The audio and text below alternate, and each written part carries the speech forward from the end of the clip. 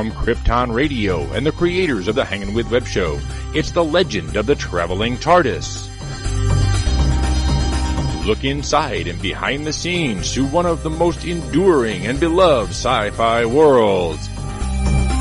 Step inside the door to a world that's bigger, brighter, and beyond imagination. As you become a part of the legend of the Traveling Tardis. And now, your host, Christian Basel.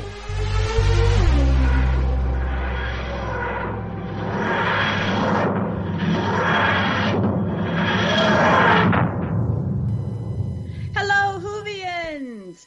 It is not Christian Basel. It is Melanie Dean. However, Christian will be joining us in a little bit of time. However, I get to get this party started along with author Mackenzie Flohr. Hello. Hey, Mackenzie. Hey. So we are actually going to be joined in a little bit, not only by Christian, but by the Dr. Puppets. I want to almost say author, but really she's the creator. She does write. She does amazing. Now my brain decides to go away. Stop motion animation. She just has an amazing content on YouTube. But we are going to be joined by Alisa Stern again, a little bit. But first, if you're used to hearing this awesome show, The Legend of the Traveling Tardis, you know we are going to talk about a little bit of Who Knew News, and who does it better than Sage Ia?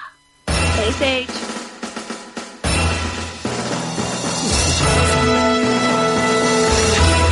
Ta-da! All right. Well, first off, I do have some Big Finish news. We had talked a while ago that Big Finish announced a very special Torchwood release, and James Marsters was going to come back and he was going to reprise his role as Captain John. And now we know that John Barrowman is also going to come back and he is going to voice Captain Jack. Oh, wow. So, here I thought at first I was thinking when Marsters was going to come back as Captain John, I almost wondered, because he's a time agent, that we would just hear other stories of what else he was up to and, throughout the timeline. But now knowing that it's going to be, that John's going to be along, wow. So we're going to have a little, maybe some more background behind Captain Jack and Captain John. That's going to be a lot of fun. Oh my God, yeah. So, and also, March brings in the fourth Doctor box set with the comic strip adaptations. So that's going to be fun. It features Tom Baker, of course, as our fourth Doctor, and this is from the comic strips that were written by Pat Mills and John Wagner. Oh, wow. That's really, really, really cool. Because I remember some people have already kind of shown either they got them early or at least some of the stuff on social media of what they're going to look like with the boxes themselves. I have not had a chance to get them yet. But that is really cool. I didn't know that the comic strips were going to be included in it to kind of be that extra little piece of, tangible thing, something that you can actually read, feast with your eyes. That's really, really cool. That is cool, yeah, because the box set's actually available on the Big Finish website prior to the general release. Ooh, okay. Yeah. Which is awesome. A little tidbit, too. It also has Chris Walker-Thompson, who actually did the voiceover narration for my audiobook, too. So, yeah, you've got a nice connection there as well. Sweet. Oh, awesome. That's right. And you can find Mackenzie Flohr's Ride of Wands on Amazon.com. I like that little plug. Yes. I like that. Yeah, that was loved awesome. it. All right. Loved it. Soon to come out with part 2. That's right. Yes. I do have another interesting piece of news, all right? And this is a Doctor Who training opportunity. Oh. Isn't that kind of interesting? It's My Shout Limited. They've been specializing in finding and developing new talent. And this year they're offering 5 training opportunities on Doctor Who. Junior graphic designer, costume, carpentry, floor runner. How would you like to be a floor runner? And a TV electrician. Interesting. So, if you go to doctorwho.scheme at bbc.co.uk and you have to enter and put in your stuff by Sunday, the 31st of this month. And successful candidates can gain hands-on practical experience. Wow. That is really, really cool, because a lot of times if people are trying to get into either film or television, at least stateside, yes, there's a route that you have to go to film school and all that kind of fun stuff. But there is that other route where you just kind of go in and you start off, as a PA, and then you kind of work your way up and around and, get different projects and stuff. But to be able to go right to a show if you know and love, and be able to get into it and have already that specificity of either being the show or being a floor runner, or even the I think you mentioned electrician. That's really, really cool. It gets better. It gets better. It's a paid opportunity. Okay, wait, what? Yes, it's a paid opportunity. You can't be, in full-time education because you have to be completely available for 11 weeks from the 29th of April to the 12th of July. Wow. I'm kind of floored by that, because usually those are all kind of things that if you can have a position within a production company, usually you would kind of look at that as it's an intern kind of gig where, okay, it's not paid, but you're going to be learning, it's worth the weight in gold of, the education behind it. And quite frankly, the resume kind of helps out a lot too, and the networking.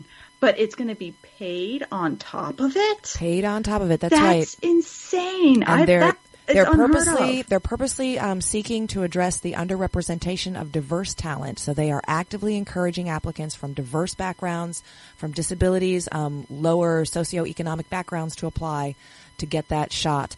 And then they'll be doing interviews the week of April 8th. That is absolutely just amazing. Now, I have a feeling that if they're April 8th is going to be doing their interviews, I wonder if they're going to be in person, or, if you probably would imagine have to be local, because you would want, even though you're going to be paid, you're not going to really be put up possibly with a room and all that kind of fun stuff. So you probably have to be local to that area of, if I believe they still film in Cardiff, right? Other than that, or look for a really good flatmate. Yeah, right. Well, still, that shouldn't attract anybody anywhere else in the world where, hey, if you've got the time and if you can get over there, apply. I mean, the worst thing they could say is, nope, it's only for, UK residents, or you might, imagine if you can actually apply and, you're either, you're over here in the US or in Canada or, anywhere else in the world, and you apply for that and you can go, all right, yeah, we can they can hook you up with a work visa and all that kind of fun stuff. I mean, the worst anyone ever can do is say no, or you just don't get it. So please, anybody that's listening, apply. That's amazing. That's cool. Yeah, I'll drop the link in the description for anybody who's listening and wants to check it out. Awesome. Anything else in the news? That is all of my Who Knew news. Well, I know I heard a little tidbit that Christian had mentioned earlier, and I believe Mackenzie knows as well, is that we had heard that Regeneration Who, which is a huge convention up in the Mid-Atlantic area, it's canceled. Usually it's, next week, I think?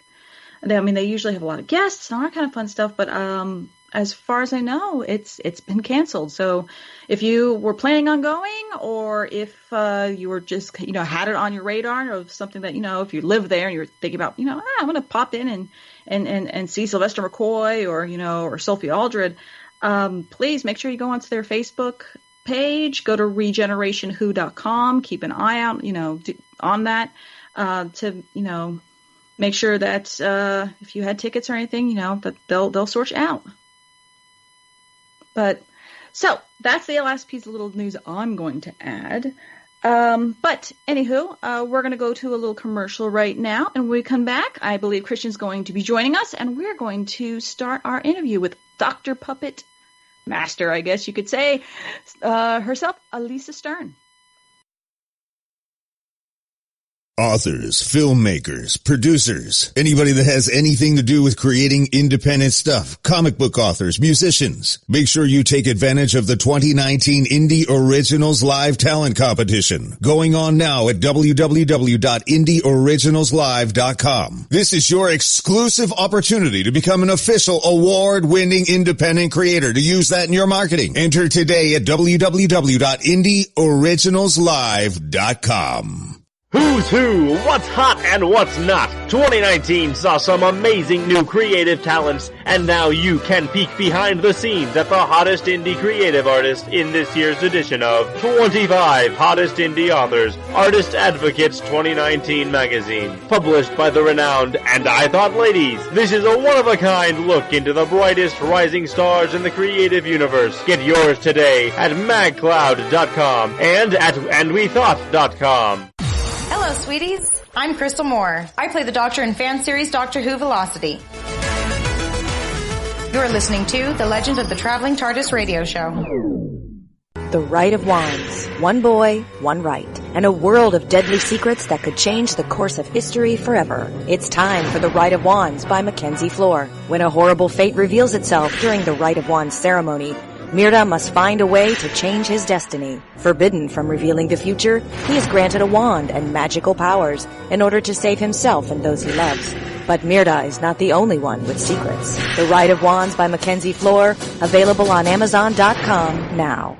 And welcome back to the Legend of the Traveling Tardis radio show, folks. Whether you're listening to us on Krypton Radio, iHeart, iTunes, Spotify, anywhere in the Whoniverse, thank you for joining us. We have a very special guest, but first, let me introduce our team of panelists who are going to be here.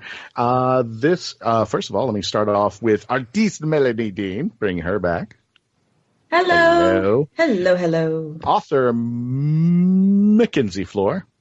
Hello. I just love when I try to start saying a name. I almost tripped over saying a name, but I had to give a long M because I almost said another name for your name, and then I always split up for your name. So I got your name right. So Mackenzie Flohr. And our friends over at Krypton Radio, CEO and creator, and a fine guy. We got Gene Turnbow. Oh. And his lovely wife, Susan Fox. She who must be obeyed. She who must be obeyed, yes. And without further ado, the Mistress of Puppets. We call, everybody on the Whoniverse calls her Dr. Puppet. We love to call her Alisa Stern. Alisa is on the line. How you doing? Hey, thanks for having me. I'm great.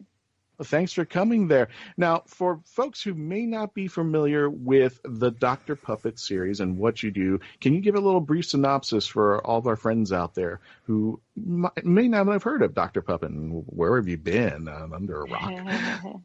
Sure. Well, Dr. Puppet is primarily an animated series. It is basically Doctor Who, but made with stop motion puppets. You can see it all on YouTube, but you may have seen my stuff in other places because I'm also on Instagram and Facebook and Twitter. And Dr. Puppet actually started on Tumblr way back in 2012 when it was just still pictures before I started animating them. So, I've gotten around. We've gotten around, and I made all of the stop motion videos with a team of amazing people, other animators and writers and musicians who made it with me. And it took us 6 years basically to tell the equivalent of one episode of Doctor Who in stop motion.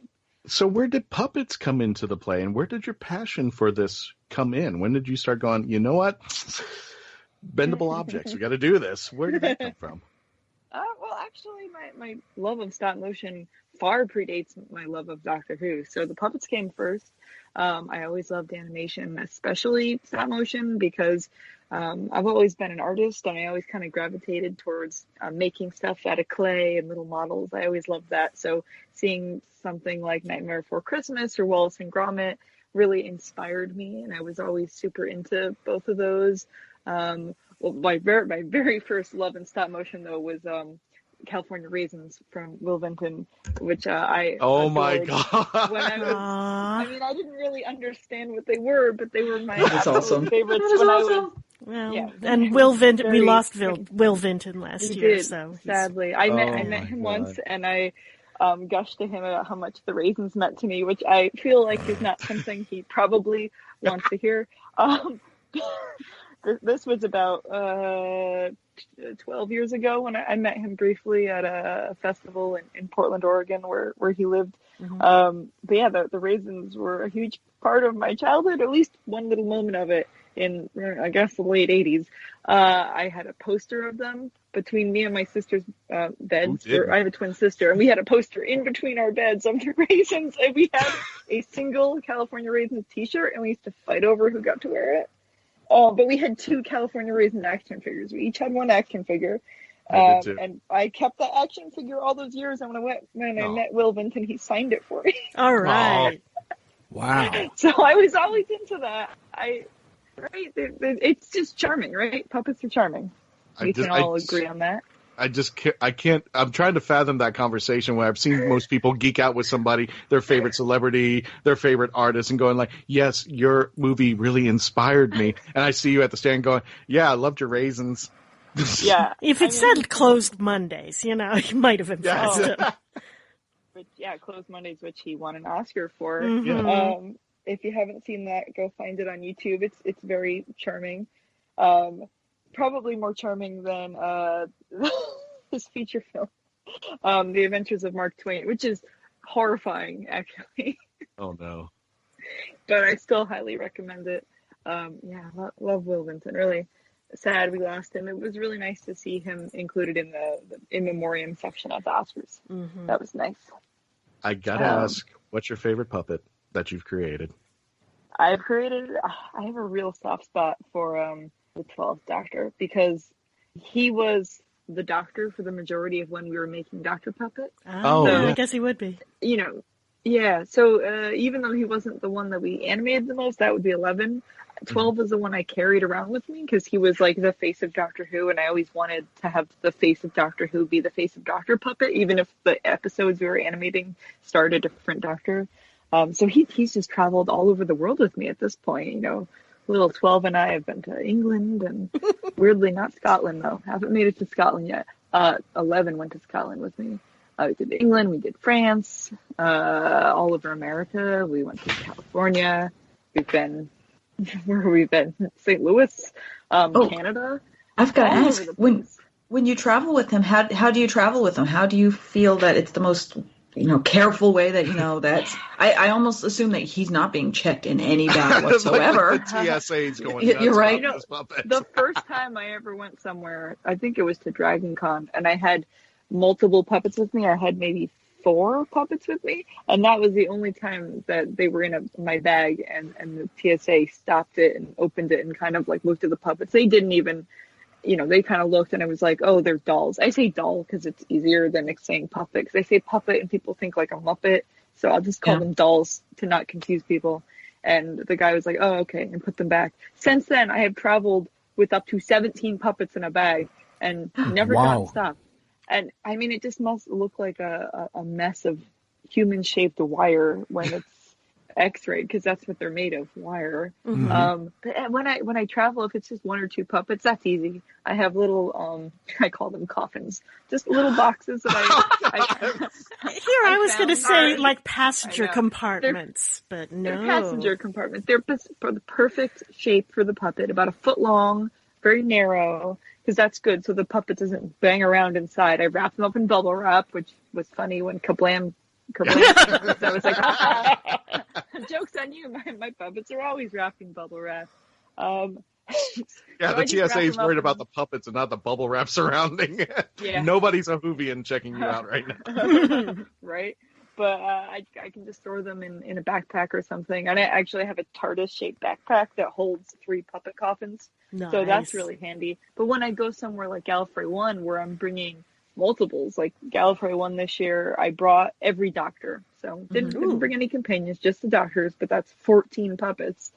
So the only way I can bring 14 is I have to leave the coffins, and then I just wrap them in bubble wrap and put them in a carry-on bag, and they're my carry-on. I have to check my clothes because the puppets take up all of the carry-on space, and that's how we travel.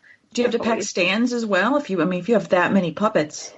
If I'm going to a place like Gallifrey 1, there is a stand. It's just actually 4 different stands, 4 pieces of wood, and that have holes in it that the puppets.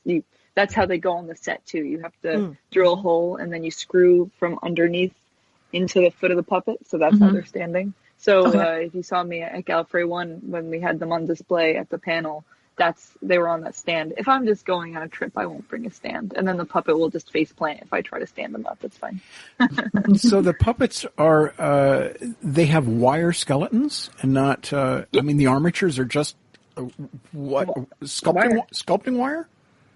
Yeah, the aluminum, the heavy wire, aluminum armature wire. Yep, that's what you call it. So exactly, it's something you'd find in a art supply store, not in a hardware store. Aluminum wire isn't really used by any one of an artists. That's what they're made of. I have a lot of photos. If you go to my social media and search around for the word armature, you'll find behind the scenes photos. They have very basic armatures. If you watched, behind the scenes of Nightmare Before Christmas, and they have these really complicated ball and socket armatures, I do not have the ability to make those, so I don't, and that's okay. Simple works too, but they're a slightly more complicated form of an aluminum wire because they're modular. So basically, all of the limbs are detachable. So when the downside with wire armatures is the wire breaks. So you can only get a minute or two of animation out of a puppet before the wire starts actually snapping because it just wears out. So as a limb breaks, I just have to pop that limb out and then replace it with a new one. And same with their spine, their neck. So that's how I try to have literally spare body parts. Actually, at Gallifrey 1, I noticed that one of the 12th Doctor's legs was very close to broken. That's his foot is about to fall off. It's still like that. I have to go in and eventually make him a new foot because the legs are made of 5 wires that are twisted together, and 2 or 3 out of the 5 wires are already completely snapped through. So it's only a matter of time before the others go, and his foot will literally fall off. Oh boy! Yeah. So I was going to ask about that. The motions in the animation are so fluid. I mean, it harkens back to cell animation from the 1920s, where they had this sort of spaghetti ropey style to the movement of the limbs. Yeah, looking at the old Fleischer cartoons from back then, Betty Boops. And... Yeah. So it sort of enforces a certain style to your animation, which is charming. It's a limitation that you're turning into an advantage. Yeah, totally. And that's because, again, it's wire. So, they don't actually have an elbow. We just have to bend where we think the elbow is. Some people put bones on wire armatures. They'll put like a little piece of brass tube to represent the bone so that there's a more defined elbow. But I've never been a fan of that because, I like that you can get the noodly arm, much like 1920s, 30s style animation. So, we're not super noodly on Dr. Puppet, but we certainly embrace it to some extent because, they're not humans, they're puppets. So we don't want them to move totally like humans because then why would you make it? We want it to feel a little bit different. Yeah, that movement is part of the charm, honestly. The curves are stylistic in your world. I'm absolutely fascinated that this is an intentional, artistic decision. Oh yeah. Yeah, it's intentional. There's many ways. Just the it has to get animated. There's physical limitations, and might as well embrace them. So just run with it. There's so many decisions on Dr. Puppet are informed by that. Like if you look at the faces, they don't blink. Their eyebrows don't move. They're painted on. I could have given them eyebrows to animate, but that's one more thing to animate. And I find other ways for them to express the emotions. And, their mouths move. Those are stickers. So, between having the mouth move and the way that they're stickers, there's other ways to inform the emotion of the character. So, you kind of, limitations aren't bad. You embrace what's there. And there's some other stop motion animators who did that sort of thing. And, I just embrace that because that's part of what stop motion is. Embrace it, the limitations. See, Alisa, you would hate me because, Gene, back me up on this. If I got a hold of those puppets, and not that I'm going to do it to you, but I'd do them to your puppets. But I'd be popping off 6 head, putting on 12 just to see what it would look like. I don't. Oh, okay. Yeah. Well, every doctor starts with the previous doctor's wardrobe, okay? Yeah. Like I said, they're modular. So that's the joy of it. And the day that Jodie Whittaker was introduced, you don't think I popped off 12 set and put Jodie's on it and took a photo? I did. You can see if 6 and 12 crossplay or 6 and 13 crossplay each other as a puppet. Yes. Oh, it's so much easier. I want to see those pictures on the internet. Colin would do that in a heartbeat. Come on.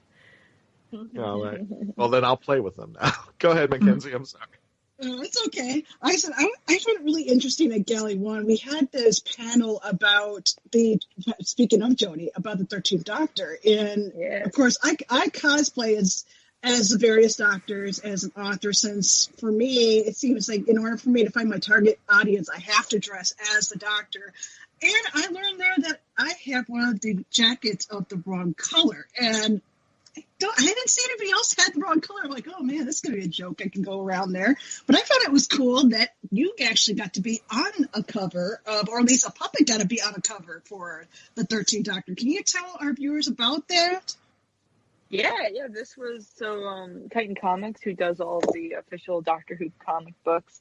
They for the 13th Doctor's first comic book, which came out in November, they did for her first issue, they did 13 variant covers, and then, as Chris said at the panel, even more, because then they did some, con exclusive. So it's not even 13; it's 13 plus even more. But 13 main ones, and they asked me to make one of the covers for that, which was, I was really chuffed, and it was an honor because it's the first time I've made art for an official Doctor Who thing. So, not fan art if it's official, right?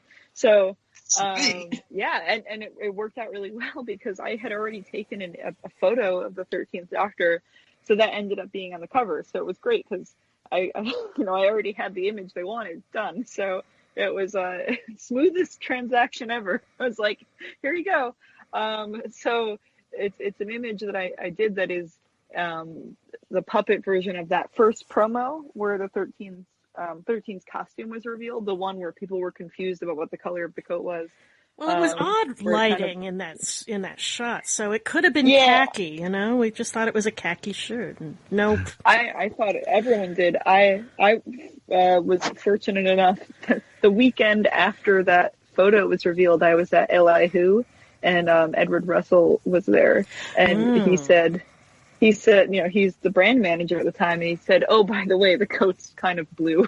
And everyone's like, what? Why didn't you color correct? It's one of those cosplay things. That's not really TV coordinated. That's not. But Alisa, we're on a hard break right now. When we return to the Legend of the Traveling Tardis, please, we're going to have more discussion with our favorite puppet mistress, Alisa Stern, when we return. So please stay tuned as you continue to become part of the legend. Discarded by Michael J. Allen. In a world where magic is sold like designer coffee, unknown forces have corrupted it, and it's killing people. Now, an unlikely hero emerges. A homeless ex-con creating spells out of a trash can is the only one who can save the city. Michael J. Allen's Discarded, available on Amazon.com.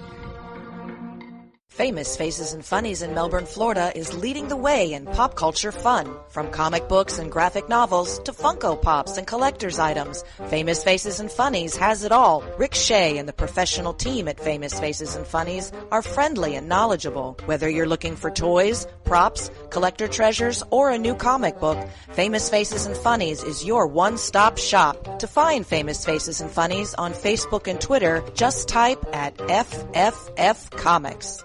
Channeling the Mothership is an exciting journey into the higher mysteries. Certified psychic medium and clairvoyant Jerry McDaniel's readings, writings, and messages have been received by thousands of people in more than 45 countries. These messages have been obtained by channeling his higher self. How does he do it? Is it a blessing or a curse? And what lay beyond the reach of your five senses? Channeling the Mothership. Explore the mysteries of the spiritual and the metaphysical. Channeling the Mothership by author Jerry McDaniel. Available on Amazon.com today. You'll have more options than ever before when choosing a film, a television or internet series, a book to curl up with, or even a radio show or podcast. Get to know the people who are creating for you. The Hangin' with Web show, hosted by award-winning author and journalist G.W. Pomacher, is the internet's fastest growing web talk show series. The Hangin' with Web show features professional yet casual in-depth interviews with creative arts and entertainment pros. Meet the people behind a digital revolution in creating more quality content than ever before in the history of media. Find the Hangin' With Web show on YouTube, Facebook, Twitter, or simply go to www.hanginwithshow.com. That's www.hanginwithshow.com. And welcome back to the Legend of the Traveling Tardis radio show. If you're listening to us on Krypton Radio, on iTunes, on iHeart, Spotify, Spreaker, wherever you're hearing us in the Hooniverse, thank you for listening to us. I'm Christian Basel, your host. I am joined here with artiste Melanie Dean, author Mackenzie Flohr, our team from the our team from the Krypton Radio station, Gene Turnbow, and his lovely wife, Susan Fox, who should be obeyed. And we are here with our special guest, the puppet mistress herself, Alisa Stern, and I've got a little jealousy note for you because you were telling me that you were going all over the place to, what was it, Scotland, the UK, New York, and all that, and I see the Dr. Puppet everywhere, and people have asked me, hey, where's the Traveling TARDIS been? And I said, Miami, Orlando. I've never been to Miami. What's that? That's why you need to come down. We need to get the puppets and the Traveling TARDIS together. That's what I've been waiting for. That'll be then I can die. No. that'll be my crescendo in life there. Alisa, I'm actually fascinated by the story behind Dr. Puppet. Tell us a little bit about how this became. Sure. Just well, I mean, well. That I made the puppet itself first. That's where it all started, was with one puppet. Didn't really plan to do this whole thing with it. I just, like I've said, I love puppets. I love animation. Got into Doctor Who, made a puppet. Needed to make it to show some students anyway. So that's where the Matt Smith puppet came from. And then I thought he was just so cute. So I took a bunch of photos of him, put them on Tumblr, and then kind of started animating it. But didn't expect to do an 8-part, YouTube series. It's hard for me to explain simply, but just imagine that it was, oh, this is fun. I'm going to do a little bit more. That's fun. Let's do more. And then next thing you know, I'm asking some friends to help me out. I'm getting some strangers involved, especially Scott, who was a total stranger that I met. And then we started, he started making music for me and then narrating the series and then started helping me write it. And then we made it, and we spent 6 years making it, and now we're done. That's it, to put it quite simply. Simply as I can. No, that's fine. We were looking for more. I started with a puppet. It was my passion creation. Yeah. It was something that I did. And next thing you know, audiences around the world were following me. And not just on Twitter, on Facebook. They were actually following me. They were stalking me. That was kind of a crazy That's not nice. Okay? It's not pleasant. It sounds romantic. It's not. And then I go to conventions, and it's always really weird to carry the puppets around, and people are excited to meet this little puppet that I keep in a coffin in my closet, Okay, then I've got to ask, the most oddest convention story that has happened with one of your puppets. Easy. Okay. Love telling the story. This was at New York Comic Con maybe 4 or 5 years ago. I was with Rachel, who animates on Dr. Puppet and does tons of stuff on Dr. Puppet with me. I'm a super talented artist. We were at Comic-Con together, New York Comic-Con, and we were just kind of hanging out in a hallway, and we had a couple puppets out, and we were probably just deciding like, oh, what should we get for lunch? And this big, super like intimidating Batman cosplayer walked by us. He walked maybe 10 feet by us, and then he kind of turned back, he did a double take, and he just kind of squeaked, ah, Dr. Puppet, I love you! And he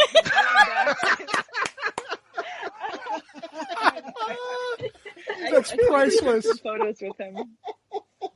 That's priceless. So that was just the best. And, and Rachel saw it. She tells it even better than I do. Like, this did happen. So, don't know who you are, Batman, but you were the best, the best story. You didn't know Bruce Wayne fangirl too? Yeah, who knew?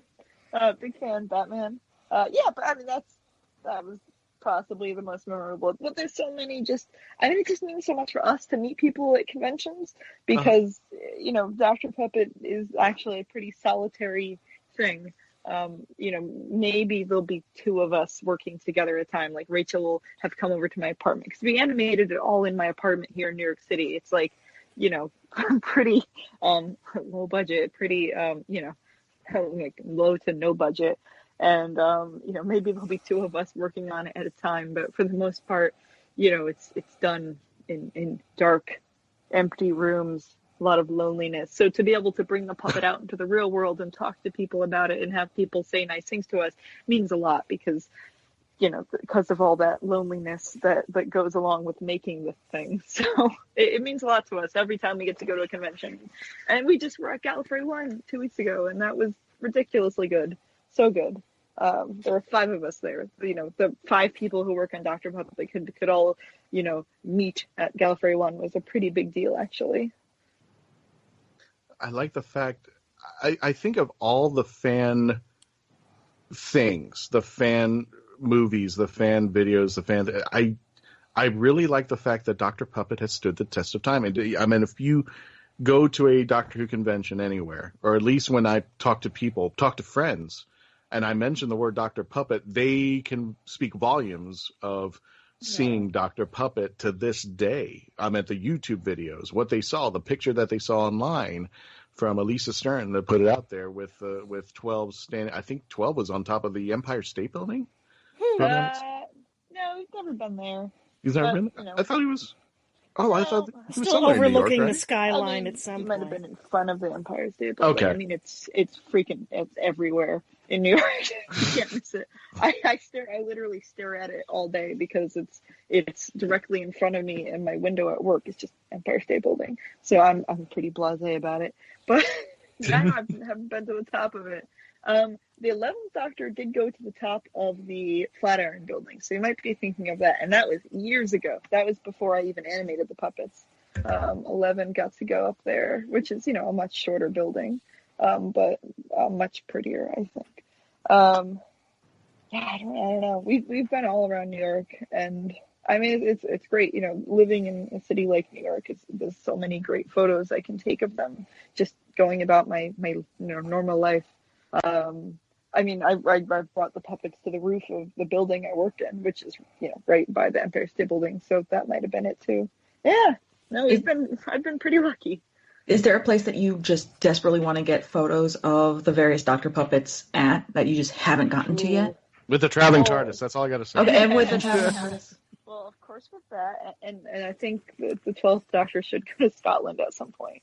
I did bring 13 to Yorkshire last summer. That was just kind of lucky because I was in England because I was with Scott because we were working on the music for the Dr. Puppet finale, which was a huge deal. So, Scott is the composer, who does all, I mean, he's just ridiculously talented. The stuff he does with music, I mean, that's, one of my proudest accomplishments with Dr. Puppet is just Scott and everything he's done. The music is fantastic. And I really wanted to be there in person for recording the score for the final episode because it's the final episode and I didn't know if, I would get to see that ever again. So I had to take the opportunity to go to England, and we recorded in 2 places. We recorded in the south and the north, but we had some free time and we kind of hopped down to Yorkshire because we wanted to hang out in New York anyway.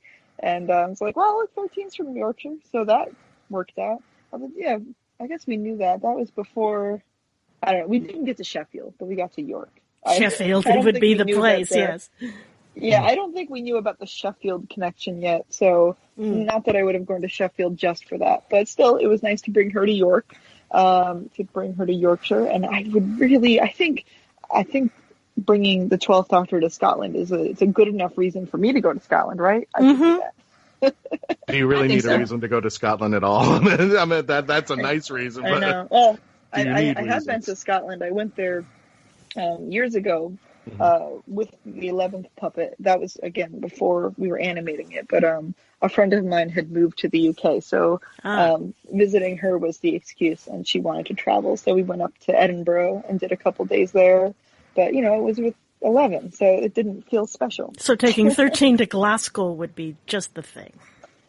Yeah, that's what we need to do. One of these days, maybe this year. What did you think when Jodie got the job? When they announced it, what was your take? I mean, I wasn't surprised at all, because I think they had told us very loudly and clearly throughout Series 10 that the next Doctor would be a woman. So I would have been shocked if the Doctor wasn't, to be honest. So if I had to bet, I thought it was going to be Olivia Colman. I kind of suspected that Chibnall would poach someone from Broadchurch, but I did not think it would be Jodie. I thought maybe she was. I thought she was probably too young.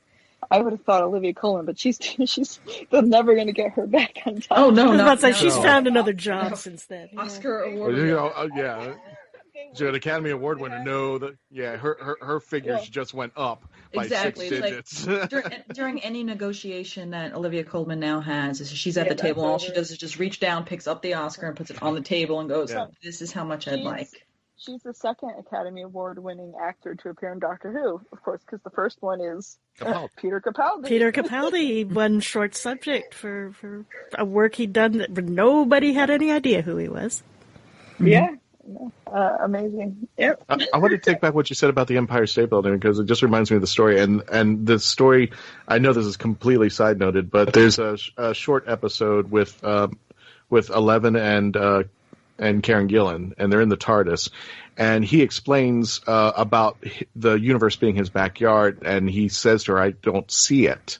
I can't see it anymore." And that's why he has companions, because he keeps losing why he loves the universe. And when he brings his companions in, they see the universe for the first time, he gets his love for it. I used to work for Epcot, and when I first got there, oh my God, Spaceship Earth. Oh my God, this is so wonderful. I work and there's a big ball in the sky. After the third year I was there, I was like, yeah, there's a big ball in the sky. It's like, I just did not care for it. But then after I left Disney, I go back and every once in a while I say, oh yeah, there's that big ball in the sky. So I understand what you mean by it's in your backyard. Everybody sees it differently, but you don't see it. And it just reminds me of that Minnesota where he's talking to her, and that's how I explain it to people in Disney. I just like every once in a while I can't go there. Yeah, because I've been there all the time. But that's why I gotta keep tourists around me so I don't forget that it's pretty cool to live in New York. I mean, Scott was just here with me in New York last week after we went to Galley. He came back to New York and we did some tourist stuff, and it's always great seeing his reaction to things, because that it does make me not feel like a jaded New Yorker, like said how I stare at the Empire State Building all day. It's literally in front of me. But no, it's pretty cool. I really do appreciate that I have that opportunity. Yeah. We got a few minutes left. What kind of projects are up for coming up the pipe now, as far as Dr. Puppet and are you doing any more animation, or are you doing other artwork? I am. I will keep doing animation because I am an animator. Not Dr. Puppet at the moment. So, the story of Dr. Puppet is done. We finished it in episode 8. That's the finale. So, the reason we did it, we ended there is that was always the intended ending. I'm not going to say we won't do more, but, we don't have plans for more. I do want to keep doing animation and continuing to work with some of these really talented people, but it will be not Dr. Puppet projects. So that's fine. We're interested in other projects too. Yeah, good. I'm glad to know that. That's what I appreciate that. I really do. So Scott and I are working on a music video.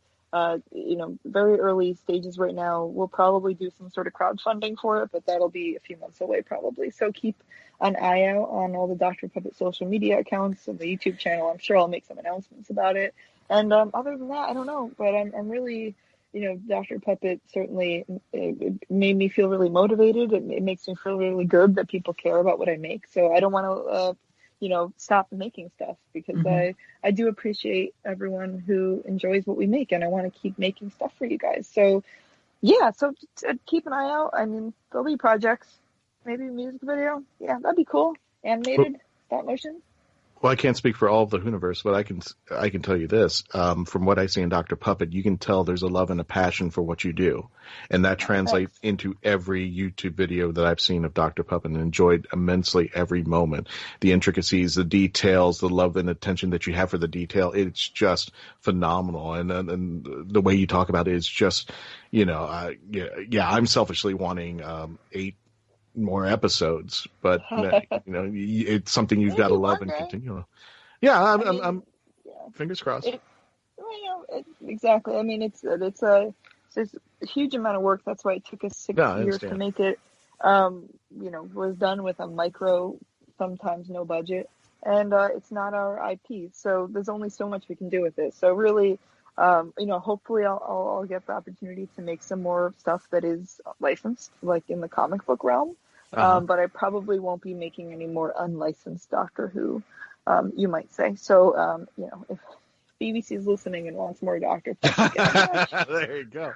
Nice little plug. Well, here's my plug. We can have 13 looking for a ghost monument in Orlando, Florida, and it's my Traveling Tardis. There you go. And we just do it with a camera. You can put your hands in there, just like move her and around, just like cherry up and down there. Anyway, I'm just mumbling. Anyway, Lisa, where can people find your web presence? Where can they find? They definitely can find Dr. Puppet on YouTube, but where else? Yeah, just search Dr. Puppet, YouTube, everywhere else basically, and you'll find me in some form. You can find my personal Twitter and Instagrams, which I share a lot of Doctor Who stuff on anyway. So they started as Doctor Who accounts and then transformed into my own. And Dr. Puppet's also on Facebook. Share a lot of behind the scenes photos and just stuff. I mean, very easy to find everywhere. Just search Dr. Puppet. And again, you'll hear about some upcoming projects. And also, if you want to get the soundtrack to Doctor Who, you can, or not to Doctor Who, to Dr. Puppet, you can now get that if you go to Scott's SoundCloud account. So it's, or no, not SoundCloud, sorry.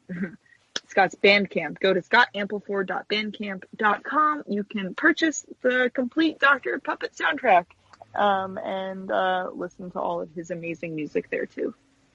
Well, Lisa, thank you so much for coming on. It was a pleasure and an honor, and you are more than welcome to come back anytime if you got a new project or if you got a new episode coming out. Please let us know that. In the meantime, folks, what's that? Maybe a music video. There you go. I'm liking that. Like the elves dancing with all the Doctor Who heads. I love that. I've seen that video. But anyway, folks, Alisa, thank you for coming. Folks, stay tuned. We're going to have our final wrap-up segment. When we return to Legend of the Traveling Tardis, we just got to pay some bills. So stand by, folks. Thank you for continuing to listen and becoming part of the legend. Now on Amazon.com. War Calls, Love Cries, a Civil War novel by Mark Berry. Isaac Wells is an innocent farm boy living in upstate New York. His dreams are shattered by a treacherous brother and the onset of a devastating civil war. War Calls and Love Cries is a fast-moving historical narrative. It is an emotional roller coaster ride and a riveting must-read book that you will think about and talk about for a long time to come. War Calls and Love Cries is the kind of book you will cherish for a lifetime. On Amazon.com today.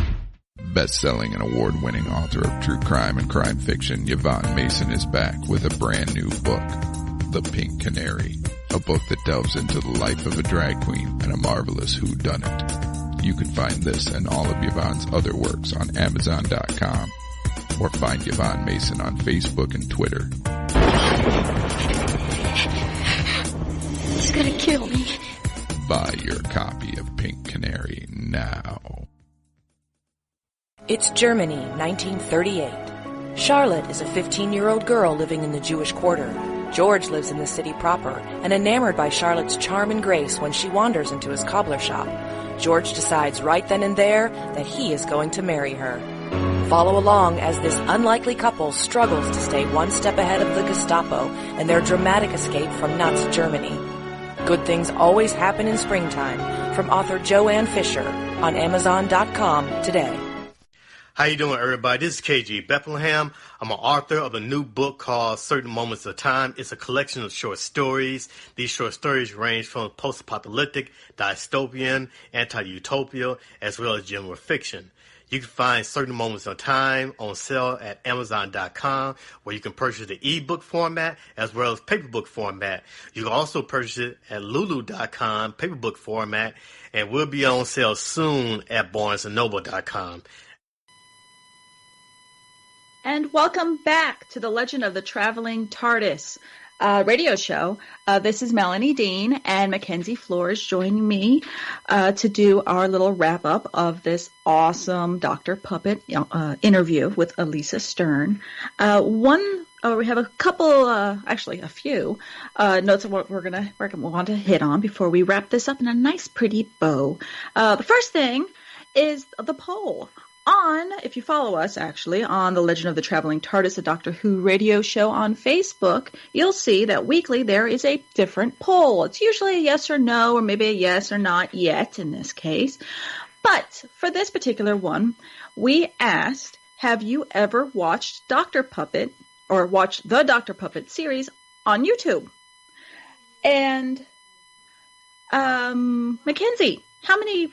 Well, actually, I'm dropping back. This is actually kind of a newer poll, so we only have 56 votes.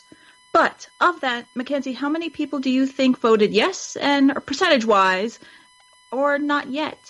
Which one do you think was in the lead? I'm going to go yes was in the lead. By percentage-wise, I'm going to go 80%. Well, unfortunately... It's not yet. Hopefully this interview kind of helps spark people and get them onto the Dr. Puppet back onto the radar. We only had 37% of our 56 votes said yes, that they had watched Dr. Puppet. The good thing is, for those 63% not yetters, all the episodes are on YouTube, and we will have that information in the links below. So that way you can go ahead and play catch up and see this amazing piece of animation. And again, the music, oh my God, the music is amazing. It's absolutely astounding. So please, please, please take a look-see at it. Next little quick bit up, con news. So I know I quickly had mentioned Regen, but Mackenzie, you had heard a little bit extra stuff with that, didn't you? Yeah, they're actually, because that convention got canceled, a lot of the vendors, of course, are a little bit, we're expecting that to be able to pay bills and other vendor issues. So what they're doing right now is, I know that on Facebook they have a Regenerating Artist Alley and Vendor Group. I believe there's also going to be some type of website where actual fans and customers can actually go and see what was available at these various stores. I'm actually going to be working with some of the vendors myself, interviewing them through my website so I can help them out too, because it's not there. I've been in there too where I've had something happen where something got canceled. And and that's the bad thing with a lot of, not even just convention, well, any type of convention really, whether it's Comic-Con or even other type of like industry trade shows, for like anything like from mechanical engineering to promotional products. There are times where conventions do get canceled, and when that happens, unfortunately, the hotels aren't going to be, well, the space is already kind of booked, and they're not going to just open up the convention space to anybody just to jump in there. But it's great to hear that all of these vendors and everybody are out there because they've already got the hotel rooms out. They've already planned their trips. They've planned their booking. It's great to hear that, they're still going to be there. So maybe there's a way you can still kind of have a mini real fan-based kind of convention, even though it's a little different. Exactly. But that is absolutely, it's awesome to hear that people are trying to band together and at least have some sort of convention. And again, I've done trade shows where people kind of call it a traveling suitcase show, where and again, this is more that it's planned out, but like different hotel rooms end up becoming that particular vendor room. So you can go in there and everyone's kind of set up and stuff. And this is actually an industry thing that I've done, where again, it's called traveling suitcase, where I guess it's a back from the 50s and 60s kind of ideal. And that's how people put on little shows and stuff that don't have convention space. Last point that I want to bring up about, speaking of conventions, Christian brought up a really good point about how, well, not a really good point, but the Traveling Tardis, as of, when he had mentioned it, it's been at Miami and Orlando, and it hasn't really traveled out of Florida. Well, if you happen to be at AwesomeCon, which is going to be April 26th through 28th in the Washington, D.C. area, if you're going to AwesomeCon, one of the show's awesome friends, hey, like I said, awesome again, I'm so punny, Heather from the Wibbly Wobbly Timey Wimey store, they're going to be vending there. And our little boy Blue, our traveling TARDIS, is going to be there. So if you're at AwesomeCon and you want to be one of the cosplayers that gets their photo taken with the TARDIS, please, please, please check out the Wibbly Wobbly Timey Wimey store. Go to the I'm not sure exactly where the booth numbers and stuff, but she'll probably be in the exhibit hall. Go find Heather and see if you can go ahead and find the Traveling Tardis. It's out there going to be taking photos in DC, so go check it out to see if you can become one of those people, one of those cosplayers that we see so many photos of on Instagram and on Facebook and everything. Mackenzie, have you had your photo taken with the Traveling TARDIS or watched other cosplayers taking photos? Well, I have actually not gone down to Florida to Vend yet, so I have not come across it. Yeah, I do a lot of things with the Wizard World. They're my main, and then I do a lot in the Michigan area since I'm from Michigan. Mm-hmm. So maybe in the future we'll end up crossing paths somewhere or another. I know I definitely want to go there. There's a writing coach. I actually just signed with Carrie Oberbrunner. I am actually doing a book with him, though I can't really talk about it too much yet because it's my scary book. Super hush-hush. But there's basically going to be a chance. Yeah, next year there's actually going to be a signing down in Florida. I believe in the Orlando area, so definitely with his Ignited group, you'll see me down there with my book at that time, because at that time I should be able to talk about that book probably, I would say, maybe another month or so. And because it is kind of Korean-ish, so it's fun. Well, I think what a really cool thing would be, and just kind of put a pin in it, is that we need to have the Traveling TARDIS can have a photo with the book when it's time to announce it. So I'm thinking that we just came up with a really sweet idea. I think so. Yay! So, on that note, thank you for taking your time and listening to us. This is Melanie Dean, and we have author Mackenzie Flohr. Thanks for listening to us. Thanks again for Christian Basel being on and doing a lot of the heavy lifting on that interview. And thank you for, again, always being part of the legend.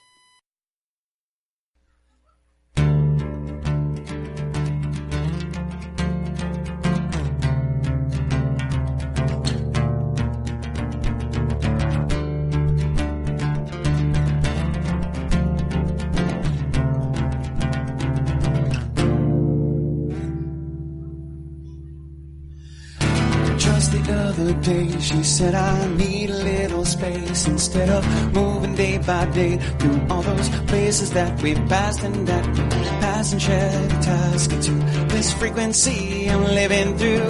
Gotta change, vacant name, oh so damn familiar taste, and dark demons are screaming, pleading, trying to break down all of the mean and believing not the only way out is through leaving and cheating with the man that's standing in my doorway.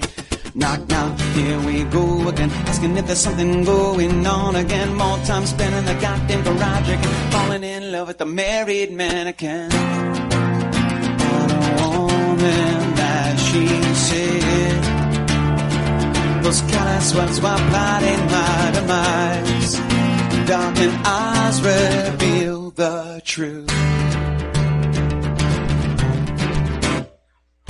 Flying through this phase of growing further every day, while he is lying in that way, this side of evil masked in friendly faces, snapped and passed the charity to this piece of shit he's married to. Loving life, perfect wife, 2 kids tucked in tight at night, but this dark demon is screaming, dreaming, trying to break down walls in between me and heathens as they lied to his wife and start cheating and beating on a heart lost love that broke the other day. Knock, knock, here we go again, asking if there's something going on again. More time spent in the goddamn garage again, falling in love with the married mannequin. I don't want her, as he said. Those callous words while plotting my demise. Darkened eyes reveal the truth. Quit your lying, she can see right through all those dark and careful sticks. Probably place to leave a quiet rift. left a hole but love is left.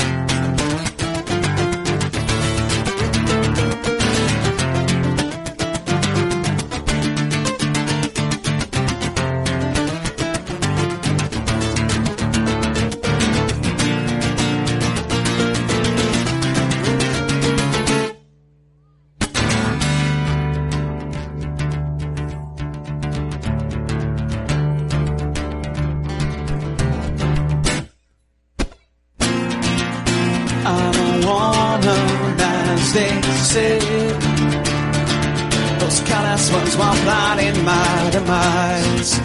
Darkened eyes reveal the truth. But you're lying, we can see right through all those dark and careful states. A late place to leave a quiet rift. Left a hole, but love is left. In a quiet, cold, dark recess, only death can cure this stress.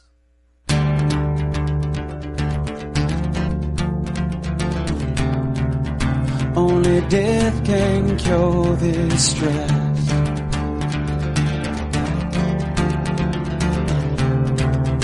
Only love can cure this stress.